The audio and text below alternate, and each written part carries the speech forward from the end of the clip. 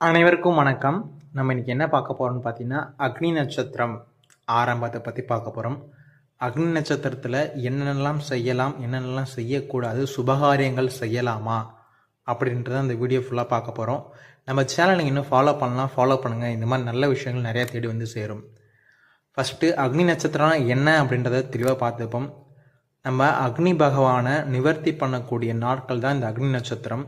இந்த 24 நாட்களுமே அக்னி பகவானை நிவர்த்தி ஆகக்கூடிய நாட்கள். அதாவது தன்னைத்தானே அவர் சுட்டெரித்து தனக்குள்ளே இருக்கக்கூடிய எல்லா கர்ம வினைகளையும் நீக்கக்கூடிய காலம் இந்த காலம். அவர் சுட்டெரிக்கினால்தான் சூரிய பகவானும் சேர்ந்து இந்த நாட்களில் நமக்கு உஷ்ணங்கள் அதிகமாக வரதுனால தான் இது அக்னி நட்சத்திர காலங்கள்னு சொல்லியிருக்காங்க.